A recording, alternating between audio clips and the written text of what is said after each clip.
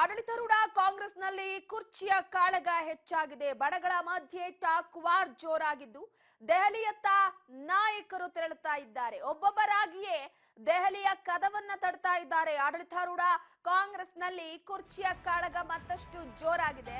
ಈ ಹಿನ್ನೆಲೆಯಲ್ಲಿ ಬಣಗಳ ಮಧ್ಯೆ ಟಾಕ್ ವಾರ್ ಜೋರಾಗ್ತಾ ಇದೆ. ಸಿದ್ದರಾಮಯ್ಯನವರ ಬಣದವರು ಸಿದ್ದರಾಮಯ್ಯನವರ ಪರವಾಗಿ ಹೇಳಿಕೆ ಕೊಟ್ರೆ ಡಿಕೆ ಶಿವಕುಮಾರ್ ಬಣದವರು ಡಿಕೆ ಶಿವಕುಮಾರ್ ಪರವಾಗಿ ಹೇಳಿಕೆ ಕೊಡ್ತಾ ಇದ್ದಾರೆ. ಸೊ ಈಗಾಗಲೇ ಬಣಗಳ ಮಧ್ಯೆ ಟಾಕ್ ವಾರ್ ಜಾಸ್ತಿ ಆಗ್ತಾ ಇರುವಂತಹ ಹಿನ್ನೆಲೆಯಲ್ಲಿ ಬದಲಾವಣೆಯ ಉದ್ದೇಶ ಇದ್ರೆ ಪರಿಗಣಿಸುವಂತೆ ಈಗ ಡಾಕ್ಟರ್ ಜಿ ಪರಮೇಶ್ವರ್ ಅವರು ಹೈಕಮಾಂಡ್ ಮುಂದೆ ಕೆಲವೊಂದಿಷ್ಟು ವಿಚಾರಗಳನ್ನ ಪ್ರಸ್ತಾಪ ಮಾಡೋ ಸಾಧ್ಯತೆ ಕೂಡ ಇದೆ.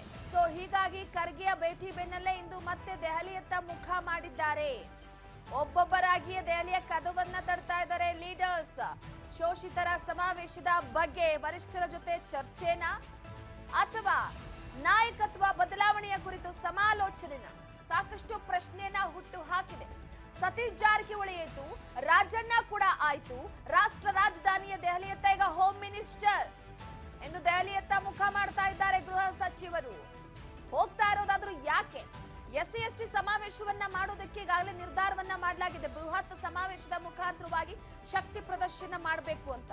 ಹಾಗಿದ್ರೆ ಹೋಮ್ ಮಿನಿಸ್ಟರ್ ಹೋಗ್ತಾ ಇರುವಂತದ್ದು ಶೋಷಿತರ ಸಮಾವೇಶದ ಬಗ್ಗೆ ವರಿಷ್ಠರ ಜೊತೆ ಚರ್ಚೆ ಮಾಡೋದಕ್ಕ, ಸಭೆಯ ವಿಚಾರವಾಗಿ ಕೆಲವೊಂದಿಷ್ಟು ಮಾಹಿತಿಯನ್ನ ಕೊಡೋದಕ್ಕ ಅನ್ನುವಂತ ಪ್ರಶ್ನೆ ಸದ್ಯಕ್ಕೆ ಕಾಡ್ತಾ ಇದೆ. ಆದ್ರೆ ಆಡಳಿತಾರೂಢ ಕಾಂಗ್ರೆಸ್ನಲ್ಲಿ ಕುರ್ಚಿಯ ಕಾಳಗ ಮಾತ್ರ ದಿನದಿಂದ ದಿನಕ್ಕೆ ಮತ್ತಷ್ಟು ಹೆಚ್ಚಾಗಿದೆ. ಬಣಗಳ ಮಧ್ಯೆ ಟಾಕ್ ವಾರ್ ಜೋರಾಗಿದೆ. ದೆಹಲಿಯತ್ತ ನಾಯಕರುಗಳು ದಾಂಗುಡಿ ಇಡ್ತಾ ಇದ್ದಾರೆ.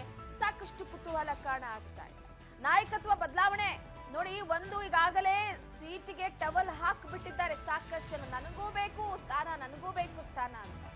ಇಲ್ಲಿ ನಾಯಕತ್ವ ಬದಲಾವಣೆ ಕುರಿತು ಅಕಸ್ಮಾತ್ ಏನಾದ್ರೂ ACC ಅಧ್ಯಕ್ಷರ ಜೊತೆ ಸಮಾಲೋಚನೆ ಆಗಿದ್ರೆ ಬದಲಾವಣೆ ಉದ್ದೇಶನ ಇದ್ರೆ ನನ್ನನ್ನು ಕೂಡ ಪರಿಗಣಿಸಿ ಅಂತ ಪರಮೇಶ್ವರ್ ಅವರು ಹೇಳಿದ್ದಾರೆ. ಅಂದ್ರೆ CM ಸ್ಥಾನ ಆಗಿರ್ಬೋದು, KPCC ಆಗಿರ್ಬೋದು, ಸಚಿವ ಸ್ಥಾನ ಆಗಿರ್ಬೋದು, ಎಲ್ಲವೂ ಕೂಡ ಪ್ರಮುಖವಾಗಿ ಗಮನ ಹರಿಸುವಂತ ಅಂಶನೇ. ಸೊ ಬದಲಾವಣೆಯ ಉದ್ದೇಶ ಏನಾದ್ರೂ ಇತ್ತು ಅಂತಂದ್ರೆ ನನ್ನನ್ನು ಕೂಡ ಪರಿಗಣಿಸಿ ಅಂತ ಮನವಿ ಮಾಡಿದ್ದಾರೆ. ಹೈಕಮಾಂಡ್ ಮುಂದಿಡುವ ಪ್ರಯತ್ನ ಕೂಡ ಇದೆ ಅನ್ನುವಂತ ಸಾಧ್ಯತೆ ಇರುವಂತದ್ದು. ಫೆಬ್ರವರಿ 9 ACC ಅಧ್ಯಕ್ಷ ಮಲ್ಲಿಕಾರ್ಜುನ ಖರ್ಗೆ ಅವರನ್ನ ಭೇಟಿಯಾಗಿದ್ರು. ಬೆಂಗಳೂರಿನ ನಿವಾಸದಲ್ಲಿ 45 ನಿಮಿಷಕ್ಕೂ ಹೆಚ್ಚು ಕಾಲ ಸಮಾಲೋಚನೆಯನ್ನ ನಡೆಸಿದ್ರು. ಖರ್ಗೆ ಭೇಟಿ ಬೆನ್ನಲ್ಲೇ ಇಂದು ಮತ್ತೆ ದೆಹಲಿಯತ್ತ ಮುಖ ಮಾಡಿದ್ದಾರೆ. ಸಾಕಷ್ಟು ಕುತೂಹಲಕ್ಕೆ ಕಾರಣವಾಗಿದೆ. ಒಂದು ರಾಜ್ಯದ ರಾಜಕೀಯ ವಿದ್ಯಮಾನಗಳಾಗಿರ್ಬೋದು, ರಾಜ್ಯದ ಕೆಲವೊಂದಿಷ್ಟು ವರದಿಯ ವಿಚಾರವಾಗಿ ಮಾತುಕತೆಗೆ ತೆರಳಿದ್ರೂ ಕೂಡ ಸದ್ಯದ ಮಟ್ಟಿಗೆ ಈಗ ಬದಲಾವಣೆಯ ಉದ್ದೇಶ ಏನಾದ್ರೂ ಇತ್ತು ಅಂತ ಅಂದ್ರೆ ಅದನ್ನ ಪರಿಗಣಿಸುವಂತೆ ಮನವಿಯನ್ನ ಮಾಡಿಕೊಂಡಿದ್ದಾರೆ ಹೋಮ್ ಮಿನಿಸ್ಟರ್ ಅವರು. ಹಾಗೆ ರಾಜ್ಯದಲ್ಲಿ KPCC ಅಧ್ಯಕ್ಷಗಿರಿಯ ವಿಚಾರವಾಗಿ ದಲಿತ ಸಮುದಾಯದ ಪ್ರಬಲ ನಾಯಕರು ಈಗ ಪಟ್ಟನ್ನ ಹಿಡಿದು ಕೂತಿರುವಂತದ್ದು. ಒಂದು ಸಮುದಾಯವಾರು ನೋಡಿ ಆಲೋಚನೆಯನ್ನ ಮಾಡಿ, ಇನ್ನೊಂದು ಈಗಾಗಲೇ ಒಬ್ಬೊಬ್ರು ಎರಡೆರಡು ಖಾತೆಯನ್ನ ನಿಭಾಯಿಸ್ತಾ ಇದ್ದಾರೆ. ಈಗ DK ಶಿವಕುಮಾರ್ ಅವರು ಮೊದಲೇ ಅವರ ಆಪ್ತರುಗಳು ಇಲ್ಲ ಮುಂದಿನ CM DK ಶಿವಕುಮಾರ್ ಅವರೇ ಅಂತ ಕೂಗ್ಕೊಂಡು ಬರ್ತಾ ಇದ್ದಾರೆ. ಇದರ ನಡುವೆ ಒಂದು ಸಮುದಾಯವಾರು ಕೂಡ ಆಲೋಚನೆ ಮಾಡಬೇಕಾಗಿದೆ. ರಾಜಣ್ಣ ಅವರು ತಮ್ಮ ಸಚಿವ ಸ್ಥಾನವನ್ನ ಕೂಡ ತ್ಯಾಗ ಮಾಡೋದಕ್ಕೆ ರೆಡಿಯಾಗಿದ್ದಾರೆ. ಇನ್ನ ಸತೀಶ್ ಜಾರಕಿಹೊಳಿ ಅವರಂತೂ ಫಿಕ್ಸ್ ಆಗ್ಬಿಟ್ಟಿದ್ದಾರೆ, ನನಗೆ KPCC ಅಧ್ಯಕ್ಷ ಸ್ಥಾನವನ್ನ ಕೊಡಿ ಅಂತ. ಸತೀಶ್ ಜಾರಕಿಹೊಳಿ ಅವರು ಕೂಡ CM ಆಕಾಂಕ್ಷಿನೇ. ಆಕ್ಚುಲಿ ಹೇಳ್ಬೇಕು ಅಂತಂದ್ರೆ ಅಧಿಕಾರ ಅನ್ನುವಂಥದ್ದು ಯಾರಿಗೂ ಕೂಡ ಬೇಡ ಅಂತ ಹೇಳೋದಿಲ್ಲ. ಸಿದ್ದರಾಮಯ್ಯನವರೀಗ CM ಕುರ್ಚಿ ಖಾಲಿ ಇಲ್ಲ. ಆದ್ರೆ ಖಾಲಿ ಇಲ್ಲ ಅಂದ್ರೂ ಕೂಡ ಇತ್ತೀಚೆಗೆ ನಡೀತಾ ಇರುವಂತಹ ರಾಜಕೀಯ ವಿದ್ಯಮಾನಗಳಲ್ಲಿ ಕೆಲವೊಂದಿಷ್ಟು ಪ್ರಶ್ನೆಗಳನ್ನ ಹುಟ್ಟು ಹಾಕುತ್ತೆ. ಸೊ ಈಗ ಪರಮೇಶ್ವರ್ ಅವರು ರಾಜ್ಯದಲ್ಲಿ ಹೋಮ್ ಮಿನಿಸ್ಟರ್ ಆಗಿದ್ದಾರೆ. ಶಾಂತಿ ಸುವ್ಯವಸ್ಥೆ ಕಾಪಾಡುವಂತ ನಿಟ್ಟಿನಲ್ಲಾಗಿರ್ಬೋದು, ಅದ್ರ ಜೊತೆಗೆ ರಾಜ್ಯದ ರಾಜಕೀಯ ಬೆಳವಣಿಗೆ ವಿಚಾರವಾಗಿ ಗಮನ ಹರಿಸಬೇಕಾಗುತ್ತೆ. ಸೊ ಈ ಹಿನ್ನೆಲೆಯಲ್ಲಿ ಒಂದು ಕಡೆ ಬಣಗಳ ಮಧ್ಯೆ ಟಾಕ್ ವಾರ್ ಇದ್ರೂ ಕೂಡ ದೆಹಲಿಯಲ್ಲಿ ಸದ್ಯದ ಮಟ್ಟಿಗೆ ಬ್ಯಾಕ್ ಟು ಬ್ಯಾಕ್ ನಾಯಕರುಗಳು ಹೋಗಿ ಅವರನ್ನ ಭೇಟಿಯಾಗಿ ಬರ್ತಾ ಇರುವಂತದ್ದು ಸಾಕಷ್ಟು ಕುತೂಹಲಕ್ಕೆ ಕಾರಣವಾಗಿದೆ. ಆದ್ರೆ ಬದಲಾವಣೆ ಆದ್ರೆ ನನ್ನನ್ನು ಕೂಡ ಪರಿಗಣಿಸಬೇಕು ಅನ್ನುವ ವಿಚಾರಕ್ಕೆ ಸಂಬಂಧಪಟ್ಟಂತೆ ಸೊ ಪರಮೇಶ್ವರ್ ಅವರು ಈಗ ಒಂದು ಅವರನ್ನ ಭೇಟಿಯಾಗಿ ಮಾತುಕತೆ ನಡೆಸಲಿಕ್ಕೆ ಮುಂದಾಗಿದ್ದಾರೆ ಎನ್ನುವಂತ ವಿಷಯ ತಿಳಿದು ಬರ್ತಾ ಇದೆ.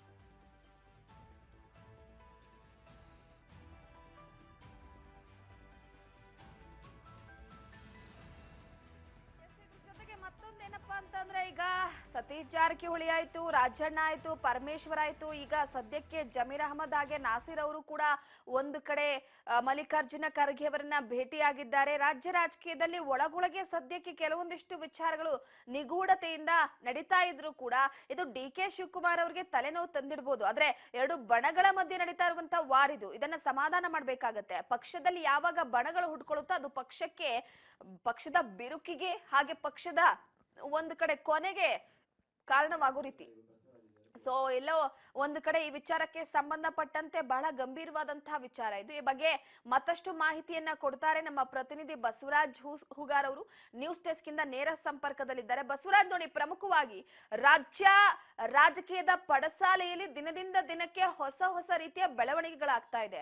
ದೆಹಲಿ ನಾಯಕರನ್ನ ಭೇಟಿಯಾಗೋದಕ್ಕೆ ಹೋಗ್ತಾರೆ, ಗುಪ್ತ ಚರ್ಚೆಗಳು ನಡೀತಾ ಇದೆ, ಸಮಾವೇಶದ ಬಗ್ಗೆ ಚಿಂತನೆಗಳನ್ನ ನಡೆಸಲಾಗ್ತಾ ಇದೆ, ಟಾಕ್ ವಾರ್ಗಳು ಜೋರಾಗ್ತಾ ಇದೆ. ಸೊ ಎಲ್ಲೋ ಒಂದು ಕಡೆ ಅಧಿಕಾರ ಅನ್ನುವಂತ ವಿಚಾರಕ್ಕೆ ಸಂಬಂಧಪಟ್ಟಂತೆ ರಾಜ್ಯ ನಾಯಕರು ಏನ್ ಮಾಡೋದಕ್ಕೂ ಕೂಡ ರೆಡಿ ಇದ್ದಾರೆ.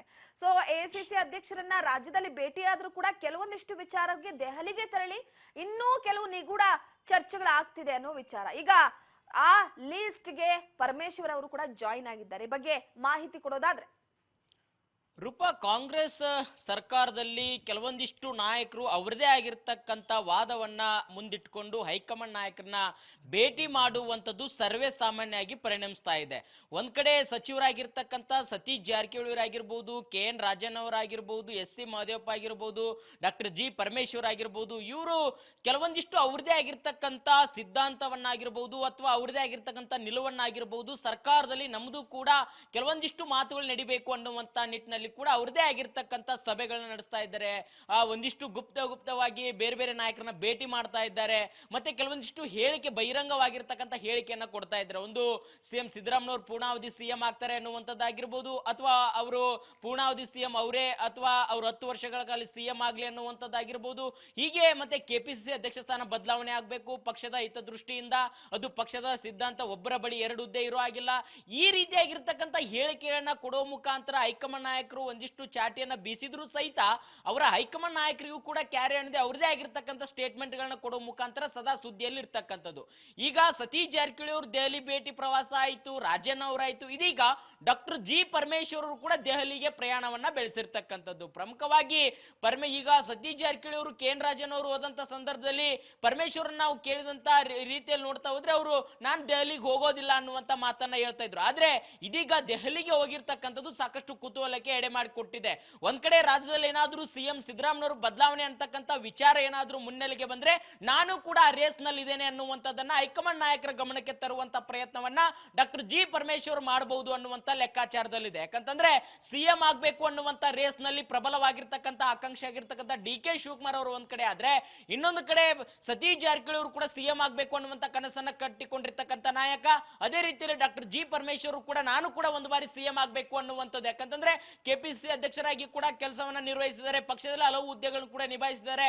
ಹಾಗಾಗಿ ದಲಿತ ಸಮುದಾಯ ಕೂಡ ನನ್ನ ಬೆನ್ನ ಹಿಂದೆ ಇದೆ, ಹಾಗಾಗಿ ನಾನು ಕೂಡ CM ಆಗುವಂತ ಅವಕಾಶ ಇದೆ, ನನ್ನ ಹಿಂದೆ ಕೂಡ ಸಾಕಷ್ಟು ಜನಸಂಖ್ಯೆ ಇದೆ, ಕಾಂಗ್ರೆಸ್ ಪಕ್ಷಕ್ಕೆ ನಾನು ಸಾಕಷ್ಟು ಪಕ್ಷ ಸಂಘಟನೆಯಲ್ಲಿ ಕೂಡ ನಾನು ಕೂಡ ತೊಡಗಿದ್ದೇನೆ, ಹಾಗಾಗಿ ನಾನು ಕೂಡ ಪಕ್ಷದಲ್ಲಿ ಹಿರಿಯ ನಾಯಕ, ನನಗೂ ಕೂಡ CM ಸ್ಥಾನ ಬೇಕು, ಅದನ್ನ ಕಾರ್ಯನಿರ್ವಹಿಸುವಂತ ಶಕ್ತಿ ನನಗೂ ಕೂಡ ಇದೆ ಅನ್ನುವಂಥದ್ದನ್ನ ಹೈಕಮಾಂಡ್ ನಾಯಕರಿಗೆ ಗಮನಕ್ಕೆ ತರುವಂತ ಪ್ರಯತ್ನಕ್ಕೆ ಒಂದು ಅವ್ರದೇ ಆಗಿರ್ತಕ್ಕಂಥ ಸಭೆಗಳು ನಡೆಸುವ ಮುಖಾಂತರ ಕೂಡ ಅವರು ಒಂದು ಶಕ್ತಿ ಪ್ರದರ್ಶನಕ್ಕೆ ಮುಂದಾಗುವಂತ ಸಾಧ್ಯತೆ ಇದೆ. ಅದರ ಒಂದು ಉದಾಹರಣೆ ಅಂತಂದ್ರೆ ಡಿನ್ನರ್ ಮೀಟಿಂಗ್ ಅನ್ನು ಕೂಡ ಕರೆದಿದ್ರು. ಆ ಡಿನ್ನರ್ ಮೀಟಿಂಗ್ ಕೂಡ ಹೈಕಮಾಂಡ್ ನಾಯಕರು ಬ್ರೇಕ್ ಹಾಕಿರ್ತಕ್ಕಂಥದ್ದು.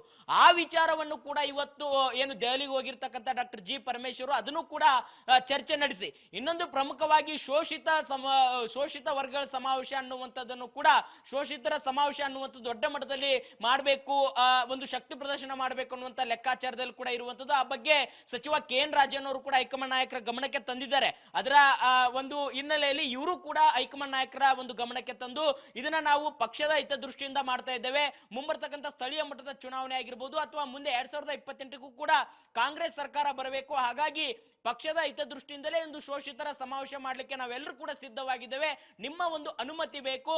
ಒಂದ್ ಕಡೆ ಏನಾದ್ರೂ ನಾವು ಸಮಾವೇಶ ಮಾಡ್ಲಿಕ್ಕೆ ಸಿದ್ಧತೆ ಮಾಡಿಕೊಂಡಂತ ಸಂದರ್ಭದಲ್ಲಿ ನೀವು ಅದಕ್ಕೆ ಯಾವುದೇ ಕಾರಣಕ್ಕೂ ಅಡ್ಡಿಪಡಿಸುವಂತಿಲ್ಲ. ಯಾಕಂತಂದ್ರೆ ಒಂದು ಬಾರಿ ನಾವು ಸಮಾವೇಶ ಮಾಡುವಂತ ಸಂದರ್ಭದಲ್ಲಿ ಕೂಡ ಕೆಲವೊಂದಿಷ್ಟು ನಾಯಕರು ಅದನ್ನ ವಿರೋಧ ವ್ಯಕ್ತಪಡಿಸುವಂತ ಸಾಧ್ಯತೆ ಇದೆ, ಅಥವಾ ನಿಮಗೆ ಪತ್ರ ಕೂಡ ಬರಬಹುದು, ಅಥವಾ ನಮ್ಮ ರಾಜ್ಯದಲ್ಲೇ ಇರ್ತಕ್ಕಂಥ ಕೆಲವೊಂದಿಷ್ಟು ನಾಯಕರು ನಿಮಗೆ ದೂರನ್ನು ಕೂಡ ಕೊಡಬಹುದು. ಆದ್ರೆ ಅದಕ್ಕೆ ಯಾವುದಕ್ಕೂ ಕೂಡ ನೀವು ಗಮನ ಹರಿಸದೆ ಶೋಷಿತರ ಸಮಾವೇಶಕ್ಕೆ ನೀವು ಮನ್ನಣೆ ಕೊಡಬೇಕು, ನೀವು ಕೂಡ ಕಾರ್ಯಕ್ರಮಕ್ಕೆ ಬರಬೇಕು ಅನ್ನುವಂಥದ್ದನ್ನ ಎಐಸಿಸಿ ನಾಯಕರಾಗಿರ್ತಕ್ಕಂಥ ರಾಹುಲ್ ಗಾಂಧಿ ಅವ್ರಿಗಾಗಿರ್ಬೋದು, ಮತ್ತೆ ಎಐಸಿಸಿಯ ಪ್ರಧಾನ ಕಾರ್ಯದರ್ಶಿ ಆಗಿರ್ತಕ್ಕಂಥ ಕೆ.ಸಿ. ವೇಣುಗೋಪಾಲ್ ಆಗಿರ್ಬೋದು, ಇವರೆಲ್ಲರಿಗೂ ಕೂಡ ವಿಶ್ವಾಸಕ್ಕೆ ತೆಗೆದುಕೊಂಡು ಶೋಷಿತರ ಸಮಾವೇಶ ಮಾಡುವ ಮುಖಾಂತರ ಅವ್ರದೇ ಆಗಿರ್ತಕ್ಕಂಥ ಶಕ್ತಿ ಪ್ರದರ್ಶನಕ್ಕೆ ಮುಂದಾಗುವಂತ ಎಲ್ಲ ಸಾಧ್ಯತೆ ಇರುವಂತದ್ದು. ಹೀಗೆ ಮತ್ತೆ ಈಗಾಗಲೇ ಕೆಪಿಸಿಸಿ ಅಧ್ಯಕ್ಷ ಸ್ಥಾನ ಬದಲಾವಣೆ ವಿಚಾರಕ್ಕೆ ಸಂಬಂಧಪಟ್ಟಂತೆ ಕೂಡ ಹೈಕಮಾಂಡ್ ನಾಯಕರ ಗಮನಕ್ಕೆ ತರುವ ಮುಖಾಂತರ ಅವರ ಒಂದು ಏನು ಅವರ ಅಜೆಂಡಾ ಏನು, ಅವರ ನಿಲುವೇನು ಅನ್ನುವಂಥದ್ದನ್ನು ಕೂಡ ಹೈಕಮಾಂಡ್ ನಾಯಕರ ಬಳಿ ಹೇಳಿಕೊಳ್ಳುವಂತ ಪ್ರಯತ್ನಕ್ಕೆ ಡಾಕ್ಟರ್ ಜಿ ಪರಮೇಶ್ವರ್ ಮುಂದಾಗುವಂತ ಎಲ್ಲಾ ಸಾಧ್ಯತೆ ಕೂಡ ಇರುವಂತದ್ದು. ಹಾಗಾಗಿ ರೂಪ ಈಗಾಗಲೇ ದೆಹಲಿಯಲ್ಲಿ ಇರ್ತಕ್ಕಂಥ ಡಾಕ್ಟರ್ ಜಿ ಪರಮೇಶ್ವರ್ ಅವರು ಹೈಕಮಾಂಡ್ ನಾಯಕರ ಭೇಟಿ ಮಾಡಿ ಅವರು ಸ್ವತಃ ನನ್ನದೇ ಒಂದು ಇಲಾಖೆಯ ಕೆಲಸ ಅಂತ ಹೇಳ್ಬೋದು, ಅಥವಾ ಬೇರೆ ಇನ್ಯಾವುದೇ ಕಾರಣ ಹೇಳ್ಬೋದು. ಆದ್ರೆ ನಿಜಕ್ಕೂ ಕೂಡ ಕಾಂಗ್ರೆಸ್ ಪಕ್ಷದಲ್ಲಿ ಆಗಿರ್ತಕ್ಕಂಥ ಕೆಲವಷ್ಟು ವಿದ್ಯಮಾನಗಳು ಈಗ ಸದ್ಯಕ್ಕಾಗುವಂತ ಕೆಲವಷ್ಟು ಬೆಳವಣಿಗೆ ಕುರಿತು ಕೂಡ ಎಐಸಿಸಿ ನಾಯಕರ ಜೊತೆ ಚರ್ಚೆ ನಡೆಸುವಂತ ಎಲ್ಲಾ ಸಾಧ್ಯತೆ ಕೂಡ ಇದೆ. ರೂಪ ನೋಡಿ, ಇರುವಂತದ್ದು ಒಂದೇ ಸ್ಥಾನ ಸದ್ಯದ ಮಟ್ಟಿಗೆ, ಅದರಲ್ಲೂ ಕೂಡ ಪ್ರಮುಖವಾಗಿ ಈಗ ಸಿಡಿದೆದ್ದಿರುವಂತವರು ದಲಿತ ಒಕ್ಕೂಟದ ಪ್ರಬಲ ನಾಯಕರುಗಳು. ಅದರ ಜೊತೆಗೆ ಇರುವಂತವ್ರೆಲ್ಲರೂ ಕೂಡ ಸಿಎಂ ಆಕಾಂಕ್ಷಿಗಳೇ ಆಗಿರುವಂತವ್ರು. ಪ್ರಮುಖವಾಗಿ ಇಲ್ಲಿ ಗಮನ ಹರಿಸೋದೇನಪ್ಪಾ ಅಂತಂದ್ರೆ, ಒಂದು ಹೈಕಮಾಂಡ್ ಆಲೋಚನೆ ಮಾಡ್ತಾ ಇರುವಂತದ್ದು ರಾಜ್ಯದಲ್ಲಿ ಅತಿ ಪ್ರಬಲ ಅಂದ್ರೆ ಮತ ವೋಟ್ ಬ್ಯಾಂಕಿಂಗ್ ವಿಚಾರವಾಗಿ ಅಹಿಂದ ವರ್ಗವನ್ನ ಎದುರಾಕೊಳ್ಳೋದಕ್ಕೆ ತಯಾರಿಲ್ಲ. ಯಾಕಂದ್ರೆ ಎಐಸಿಸಿ ಅಧ್ಯಕ್ಷರಾಗಿರುವಂತವರು ಕೂಡ ಓರ್ವ ದಲಿತ ಸಮುದಾಯದ ಪ್ರಬಲ ನಾಯಕನೇ ಆಗಿರುವಂತದ್ದು. ಈ ಹಿನ್ನೆಲೆಯಲ್ಲಿ ರಾಜ್ಯದಲ್ಲಿ ಕೆಲವೊಂದಿಷ್ಟು ವಿಚಾರಕ್ಕೆ ಸಂಬಂಧಪಟ್ಟಂತೆ ಒಂದು ಅಹಿಂದ ವರ್ಗವನ್ನ ಎದುರಾಕೊಳ್ಳೋದಕ್ಕೆ ಸಿದ್ಧವಿಲ್ಲ, ಇನ್ನೊಂದು ಕಡೆ ಒಕ್ಕೂಟ ಸಂಘಟನೆ ಅನ್ನೋ ವಿಚಾರಕ್ಕೆ ಸಂಬಂಧಪಟ್ಟಂತೆ ಡಿ ಕೆ ಶಿವಕುಮಾರ್ ಅವರನ್ನು ಕೂಡ ಬಿಟ್ಕೊಡೋ ಹಾಗೆ ಇಲ್ಲ. ಈ ಜಾಣ ಹೆಜ್ಜೆ ಅನ್ನುವಂಥದ್ದು ಹೈಕಮಾಂಡ್ಗೆ ದೊಡ್ಡ ಮಟ್ಟದಲ್ಲೇ ತಲೆನೋವಾಗಿದೆ. ಎಲ್ಲೋ ಇನ್ನೊಂದು ಸ್ವಲ್ಪ ದಿನಗಳಲ್ಲಿ ಈ ಎಲ್ಲಾ ಹೇಳಿಕೆಗಳಿಗೆ, ಈ ಎಲ್ಲಾ ಗೊಂದಲಗಳಿಗೆ ಬ್ರೇಕ್ ಹಾಕ್ಲೇಬೇಕಾಗಿದೆ. ಇಲ್ಲ ಅಂತಂದ್ರೆ ಕಾಂಗ್ರೆಸ್ ಪಕ್ಷದ ಉಳಿವಿನ ವಿಚಾರಕ್ಕೆ ಸಂಬಂಧಪಟ್ಟಂತೆ ಈಗಾಗಲೇ ಒಡಕು ಆಗ್ಬಿಟ್ಟಿದೆ. ಸಂಪೂರ್ಣವಾಗಿ ಅದು ಭಾಗ ಆಗೋದಕ್ಕಿಂತ ಮುಂಚೆನೆ ಈಗ ಪ್ಯಾಚ್ ಅಪ್ ಆಗ್ಬೇಕಾಗಿದೆ. ಖಂಡಿತ ರೂಪ, ಒಂದ್ ಕಡೆ ಕಾಂಗ್ರೆಸ್ ಪಕ್ಷದ ಹೈಕಮಾಂಡ್ ನಾಯಕರಿಗೆ ಇದೇ ಒಂದು ದೊಡ್ಡ ಮಟ್ಟಿಗೆ ತಲೆನೋವಾಗಿ ಪರಿಣಮಿಸಿದೆ. ಯಾಕಂತಂದ್ರೆ ಒಂದ್ ಕಡೆ ಸಿಎಂ ಸಿದ್ದರಾಮಯ್ಯವರು ಕೂಡ ಕೆಲವಷ್ಟು ಮೂಡ ಪ್ರಕರಣ ಆಗಿರ್ಬೋದು, ವಾಲ್ಮೀಕಿ ಪ್ರಕರಣ ಆಗಿರ್ಬೋದು, ಹೀಗೆ ಹಲವು ಆರೋಪಗಳನ್ನ ವಿಪಕ್ಷಗಳು ಹೊರಿಸಿದಂತ ಸಂದರ್ಭದಲ್ಲಿ ಮತ್ತೆ ಸ್ವಪಕ್ಷದಲ್ಲೂ ಕೂಡ ಸಿಎಂ ಸಿದ್ದರಾಮಯ್ಯವ್ರ ವಿರುದ್ಧ ಕೆಲವೊಂದಿಷ್ಟು ನಾಯಕರು ಹೇಳಿಕೆಗಳನ್ನ ಕೊಡುವಂತ ರೀತಿಯಲ್ಲಿ ಕೂಡ ನಡೆದುಕೊಳ್ತಾ ಇತ್ತು. ಹಾಗಾಗಿ ಅವರ ಒಂದು ಶಕ್ತಿ ಪ್ರದರ್ಶನ ಮಾಡಬೇಕು ಅನ್ನುವಂತ ನಿಟ್ಟಿನಲ್ಲಿ ಅಹಿಂದ ವರ್ಗದ ನಾಯಕರು ಒಂದು ಹಾಸನದಲ್ಲಿ ಬೃಹತ್ ಮಟ್ಟದ ಸಮಾವೇಶಕ್ಕೆ ಆಯೋಜನೆ ಮಾಡಿಕೊಂಡಿದ್ರು. ಅದನ್ನ ಸ್ವತಃ ಅವರೇ ಮಾಡಬೇಕು ಅನ್ನುವಂಥದ್ದು. ಆದ್ರೆ ಇದಕ್ಕೂ ಕೂಡ ಒಂದು ಕಾಂಗ್ರೆಸ್ ಪಕ್ಷದಲ್ಲಿ ಇರ್ತಕ್ಕಂಥ ಒಂದು ಬಣ ಎಐಸಿಸಿ ನಾಯಕರಿಗೆ ದೂರನ್ನ ಕೊಟ್ಟು ಇದು ಅವರದೇ ಆಗಿರ್ತಕ್ಕಂಥ ಪ್ರತಿಷ್ಠೆಯ ಒಂದು ಸಮಾವೇಶ ಆಗಿ ಪರಿಣಮಿಸ್ತಾ ಇದೆ. ಹಾಗಾಗಿ ಇದಕ್ಕೆ ನೀವು ತಡೆ ಒಡ್ಡಬೇಕು, ಕಾಂಗ್ರೆಸ್ ಪಕ್ಷದ ಬ್ಯಾನರ್ ಅಡಿಯಲ್ಲಿ ಆಗಬೇಕು ಅನ್ನುವಂತ ನಿಟ್ಟಿನಲ್ಲಿ ಕೂಡ ಪ್ರಸ್ತಾವನೆ ಇಟ್ಟಂತ ಸಂದರ್ಭದಲ್ಲಿ ಅದನ್ನ ಹೈಕಮಾಂಡ್ ನಾಯಕರು ಕೂಡ ಅದನ್ನ ತಡೆ ಒಡ್ಡಿ ಅದನ್ನ ಸ್ವತಃ ಏನು ಸಿಎಂ ಸಿದ್ದರಾಮಯ್ಯವರು ಮತ್ತು ದಲಿತ ಸಂಘಟನೆಗಳು ಇವು ಆ ಉಸ್ತುವಾರಿ ವಹಿಸಿಕೊಂಡಿದ್ವು. ಆದ್ರೆ ಅದನ್ನ ಇದ್ದಕ್ಕಿದ್ದಂತೆ ರದ್ದುಪಡಿಸಿ ಡಿಸಿಎಂ ಡಿ ಕೆ ಶಿವಕುಮಾರ್ ಅವರೇ ಅದನ್ನ ಪಕ್ಷದ ವತಿಯಿಂದ ಮಾಡ್ತಾ ಇದ್ದೇವೆ ಅನ್ನುವಂಥದ್ದನ್ನು ಕೂಡ ಅದನ್ನ ಮಾರ್ಪಾಟ್ ಮಾಡಿದ್ರು. ಅದೇ ರೀತಿ ಇದೀಗ ಮತ್ತೆ ಒಂದು ಶೋಷಿತರ ಸಮಾವೇಶ ಮಾಡಲಿಕ್ಕೆ ಸಿದ್ಧವಾಗಿರ್ತಕ್ಕಂಥ ಸಿಎಂ ಸಿದ್ದರಾಮಯ್ಯವರ ಆಪ್ತ ಬಣದಲ್ಲಿ ಗುರುತಿಸಿಕೊಂಡಿರ್ತಕ್ಕಂಥ ಸಚಿವರು, ದಲಿತ ಸಚಿವರು, ಶಾಸಕರುಗಳು ಕೂಡ ಈಗ ಒಂದು ಮತ್ತೊಂದು ಸಮಾವೇಶಕ್ಕೆ ಸಿದ್ಧತೆ ಮಾಡ್ಕೊಳ್ತಾ ಇದ್ದಾರೆ. ಇದನ್ನ ಹೈಕಮಾಂಡ್ ನಾಯಕರು ಕೂಡ ಗಮನಕ್ಕೆ ತರ್ತಾ ಇದ್ದಾರೆ. ಆದ್ರೆ ಹೈಕಮಾಂಡ್ ನಾಯಕರಿಗೆ ಇನ್ನೊಂದು ಬಣ ಈ ಒಂದು ಸಮಾವೇಶಗಳಿಂದ ಎಲ್ಲೊಂದು ಕಡೆ ಆಕ್ರೋಶಕ್ಕೆ ಗುರಿ ಆಗಬಾರ್ದು, ಎಲ್ಲರೂ ಕೂಡ ಪಕ್ಷದಲ್ಲಿ ಎಲ್ಲರೂ ವಿಶ್ವಾಸಕ್ಕೆ ತೆಗೆದುಕೊಂಡು ಈ ಸಮಾವೇಶಗಳನ್ನ ಮಾಡಬೇಕು.